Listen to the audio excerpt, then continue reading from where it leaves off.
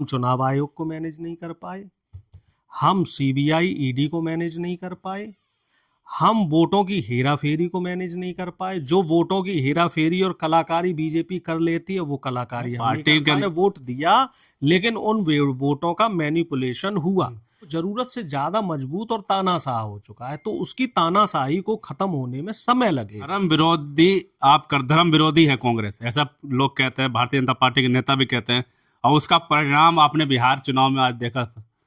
जो एनडीए का है, जो जीत है वो प्रचंड जीत कहेंगे, 200 से ऊपर सीट। और कांग्रेस का है और एमआईएम से भी नीचे। राहुल जी क्या कह रहे थे तब? आपको नहीं समझ आ रहा था कि वोट चोरी हो रही है? 80 लाख से वोट चोरी वाला मुझे पता था। ये रोना 80 लाख से ज्यादा वोटों की चोरी हो गई है।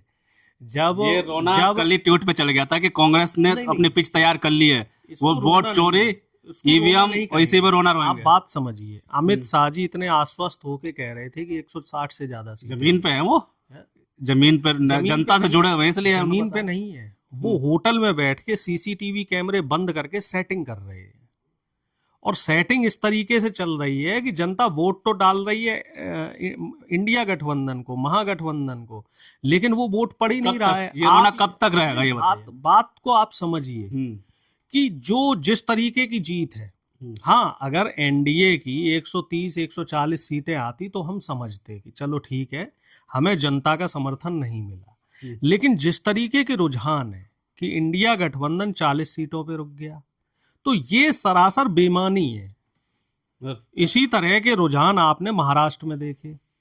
महाराष्ट्र में जो सरकार बनी है, तो उस सरकार के बाद में हमने देखा है कितने वोटों की सवाल ये है कि आप हेरा फेरी, वोट चोरी, यही अब जनता भी पक गई है। सवाल ये है कि अपनी कमी क्या है? कमी नहीं दिखाएंगे हमारे अंदर क्या कमी? जनता नहीं पकी है। एक बात समझ लीजिए, जनता नहीं पकी है। अगर जनता पकी होती तो विपक्ष को चुनाव ही ना लड़ने देते। जनाधार देखिए एनडीए की तरफ है, जनता का प्यार एनडीए की तरफ है। मैं मान ही नहीं सकता।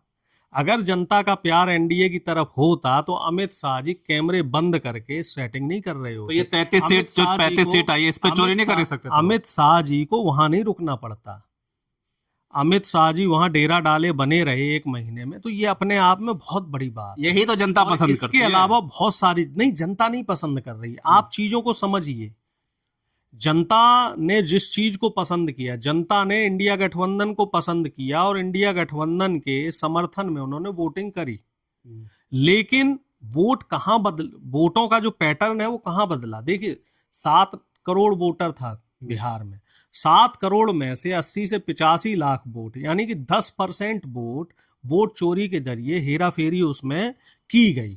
तो 10%, और वही 10% का फर्क है जो आरजेडी और कांग्रेस गठबंधन को, लेफ्ट गठबंधन को वोट मिला है, वो लगभग 40%, 40% है। आप समझिए।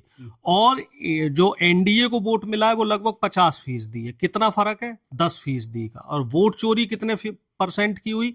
लगभग 12 से 13%। वोट चोरी के समय और कोई मुद्दा नहीं है क्या? वही फर्क है। आप उस फर्क को समझिए। कांग्रेस आप देखिए कहां से कहां पहुंच गई। इस बात को हम साक्ष्य के साथ 1-2 महीने में पेश कर देंगे, क्योंकि आंकड़े इकट्ठे होने में समय लगता है। आपने हरियाणा में भी देखा, हरियाणा में कितने वोटों की पेश करने का फायदा क्या हुआ? हरियाणा में जनता ने नकार दिया। फिर भी जनता ने नहीं नकारा। मैं आपसे फिर कह रहा हूं, जनता ने वोट दिया, लेकिन उन वोटों का मैनिपुलेशन हुआ। 2 चरण के जो चुनाव हुए थे, उस चुनाव में कई जगह से शिकायतें आई थी कि उन्हें वोट नहीं डालने दिया जा रहा, या उनका वोट किसी और ने डाल लिया। तो ये तमाम ऐसी चीजें हैं जिन पे धीरे धीरे करके विपक्ष जनता को जागरूक कर रहा है। और बदलाव होगा, ऐसा नहीं है कि बदलाव नहीं हो रहा है, बदलाव हो रहा है। आप 2 चुनाव से, आप 4 चुनाव से, या बीजेपी के जीतने से आप ये मत समझिए कि जनता बीजेपी के साथ है। जनता बीजेपी के साथ नहीं है। जनता विपक्ष को समर्थन दे रही है, लेकिन इस समय जो सत्ताधारी दल है वो जरूरत से ज्यादा मजबूत और तानाशाह हो चुका है, तो उसकी तानाशाही को खत्म होने में समय लगेगा। चलिए, ये आरोप ठीक है, लेकिन एक सवाल ये है कि कमी कहाँ रह गई? क्योंकि जैसे एमआईएम की पार्टी देखिए, कमी हम बता रहे हैं आपको। कमी कहाँ रह गई? हम चुनाव आयोग को मैनेज नहीं कर पाए, हम सीबीआई ईडी को मैनेज नहीं कर पाए, हम वोटों की हेरा फेरी को मैनेज नहीं कर पाए। जो वोटों की हेरा फेरी और कलाकारी बीजेपी कर लेती है, वो कलाकारी हम नहीं पार्टी कर के अंदर पाए। ही कमी की हम जनता के मुद्दों को रखते रहे, हमने हिंदू मुस्लिम नहीं किया, बीजेपी ने हिंदू मुस्लिम किया। और जो हमारे नेता हैं, चाहे राहुल जी हो, तेजस्वी जी हो, हम लोग बराबर कहते रहे हैं, हम चाहे चुनाव जीतें या चुनाव हारें, सरकार में रहें या ना रहें, हमारे लिए वो मायने नहीं रखता। हमारे लिए मायने ये रखता है कि जो जनता के मुद्दे हैं उनको हम मजबूती से रखते रहेंगे, चाहे उसमें हमारी जीत हो तो स्वीकार है, हार हो तो स्वीकार है। लेकिन अब जैसे बिहार का जो नतीजे है, एमआईएम पार्टी एक कांग्रेस से भी बड़ी पार्टी बनकर उभर रही है, इस पे क्या कहेंगे? क्योंकि एमआईएम ने लगातार दरवाजे खटखटाए थे इंडिया गठबंधन लास्ट तक कि आइए हमें सिर्फ 6 सीट दे दीजिए, हमें कुछ नहीं चाहिए। देखिए, आज 6 सीटें वो अपने बलबूते पे जीत रही है, कांग्रेस से वो तो ऊपर पार्टी है। पिछली बार भी 5 सीट जीती थी।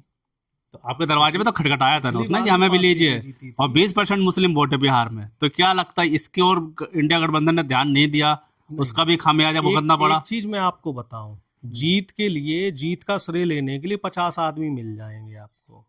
और अगर एमआईएम इतने ही बड़े हिमायती थे, इतने ही बड़े वो थे, तो वो लोकसभा में हमारे साथ उन्होंने गठबंधन क्यों नहीं किया? आप लोगों ने नहीं किया, वो तो नहीं, कह रहे हैं करने के लिए। कहने और करने में फर्क होता है। देखिए, 2 चीज होती है, हाथी के जो खाने के दांत है वो अलग होते हैं और दिखाने के दांत आप अलग मना होते हैं। करते हैं और फिर आरोप भी उसी पे हमने लगाते कब हैं। मना किया?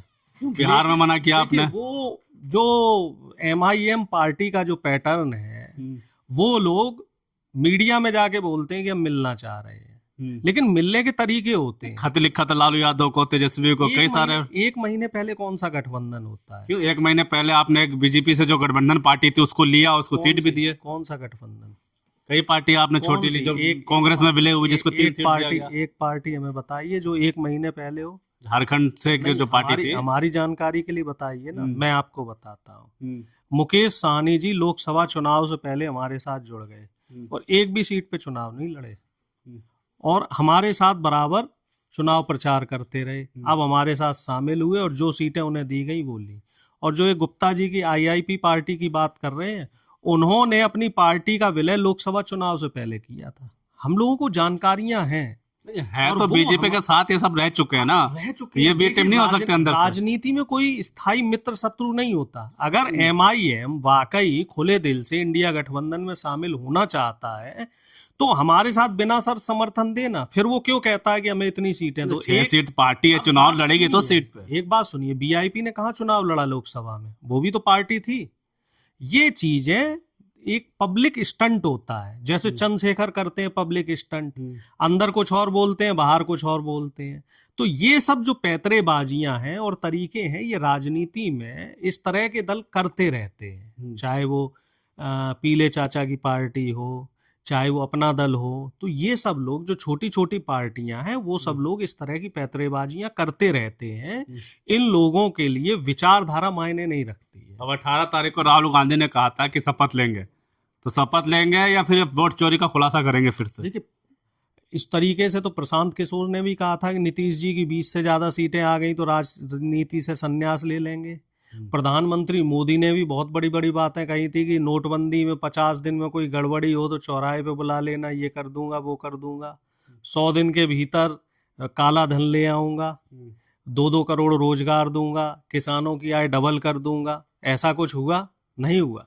तो राजनीतिक जो वायदे हैं उसमें आप सिर्फ विपक्ष को घेरें तो ये चीजें बेईमानी है। राजनीति में इस तरह के वायदे किए जाते हैं, और जो बहुत सारी चीजें ऐसी होती हैं जो राजनीति में आप करना तो चाहते हैं, लेकिन जब तंत्र आपका साथ ना दे, आप किसी भी डिबेट, आप किसी भी चुनावी, पूरा डिबेट जो मैं कर रहा हूँ, आप किसी भी चुनावी डिबेट को देख लीजिए, जो चुनावी विश्लेषक है, आपने जीत की बधाई नहीं दे रहे एनडीए की, आप सुनिए, आरोप लगा रहे हैं कि चोरी करके जीती। बात सुनिए, पहले बात को सुनिए और बात को समझने की कोशिश कीजिए कि जो बड़े बड़े चुनावी पंडित थे, जो खुद अमित शाह जब 160 सीटों का दम भर रहे हैं, तमाम जो सर्वे हैं वो एक छोटा सा एज एनडीए को दे रहे थे, और उसके बाद जब इतने मार्जिन से एनडीए जीत रहा है, तो इसका मतलब हेरा फेरी हुई है। अगर 130 से 140 सीटें होती, मैं फिर कह रहा हूँ उसी मोदी बात जी का को। जलवा कायम है, मोदी आप जी, मान लीजिए इस आप बात मेरी- को, आप भी मेरी आप बात लोग अब समझिए। भी मान लीजिए। आप भी मेरी बात समझिए, अगर 130 से 140 सीटें एनडीए की आई होती तो मैं मान लेता कि हाँ एनडीए जीती है। ये जो 200 सीटों का जो दिखाया जा रहा है चुनाव आयोग की मिलीभगत से, तो वो सरासर चोरी है और बेईमानी है। और इसका खुलासा हम जल्द से जल्द कर देंगे, क्योंकि हमारी भी अपनी रिसर्च टीम है, डेटा हम कलेक्ट करेंगे। जैसे अभी हमने हरियाणा में वोट चोरी का खुलासा किया, 25 लाख वोटों की हेराफेरी हुई। बताओ, ब्राजील से एक व्यक्ति आके यहाँ वोट डाल गया। तो इसी तरीके से हरियाणा में क्या क्या धांधली, वो बिहार में क्या क्या धांधली हुई है, उसका भी हम खुलासा करेंगे।